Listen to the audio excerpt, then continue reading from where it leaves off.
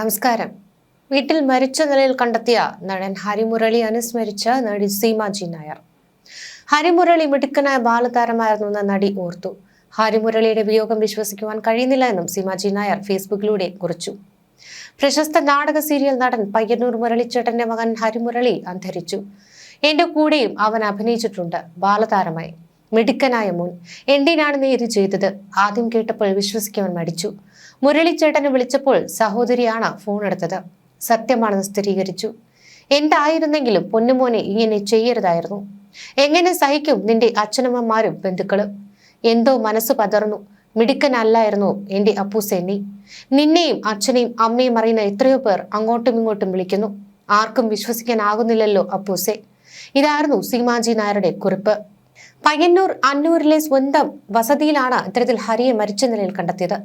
4-ാം വയസ്സിൽ AM നസീർ സംവിധാനം ചെയ്ത സീരിയലിലൂടെ അഭിനയ രംഗത്തേക്ക് എത്തിയ ഹരി ലാൽ ജോസ് ചിത്രം രസികനിലൂടെയാണ് വെള്ളിത്തിരയിൽ ശ്രദ്ധിക്കപ്പെട്ടത്.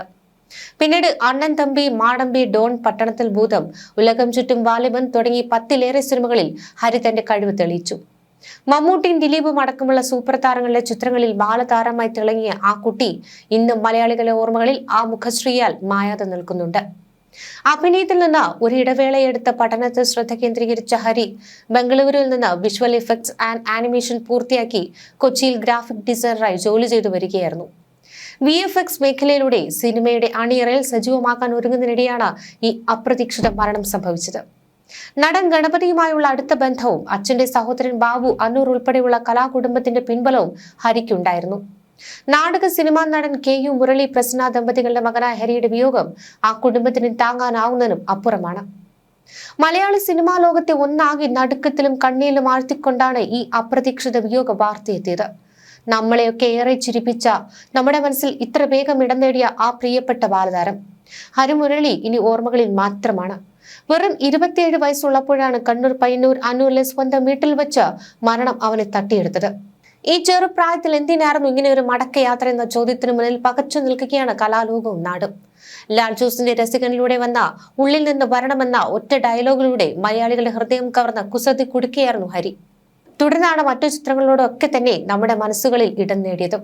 വെള്ളിത്തിരയിലെ പ്രകാശത്തിൽ നിന്ന് മാറി VFX ആർട്ടിസ്റ്റായി സിനിമയുടെ പിന്നാമ്പുറങ്ങളിൽ സ്വന്തമായി ഇടം കണ്ടെത്തുവാനുള്ള കഠിന ശ്രമത്തിലായിരുന്നു അവൻ. പഠനത്തിന് ശേഷം അമർ അക്ബർ അന്തോണിയിലൂടെ വീണ്ടും ക്യാമറയ്ക്ക് മുന്നിൽ എത്തിയപ്പോൾ ഇനിയുമേറെ നല്ല കഥാപാത്രങ്ങൾ ആ പ്രതിഭയിൽ നിന്ന് നമ്മൾ പ്രതീക്ഷിച്ചിരുന്നു. എന്നാൽ താൻ നെയ്തുകൂട്ടിയ സ്വപ്നങ്ങളെല്ലാം പാതി വഴിയിൽ ബാക്കിയാക്കി അവൻ യാത്രയായി. പയ്യന്നൂരിലെ ആ വീട്ടിലിപ്പോൾ നിശബ്ദതയും കണ്ണീരും മാത്രമാണ്.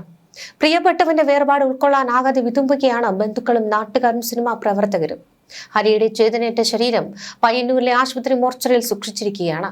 മരണത്തിന് പിന്നിലെ കാരണങ്ങൾ തേടി പോലീസ് അന്വേഷണം ആരംഭിച്ചിട്ടുണ്ടെങ്കിലും മലയാള സിനിമയ്ക്കും ആ കുടുംബത്തിനും ഒരിക്കലും നികത്താനാകാത്തൊരു ശൂന്യത ബാക്കിയാക്കിയാണ് ഹരിമുരളിയുടെ മടക്കം.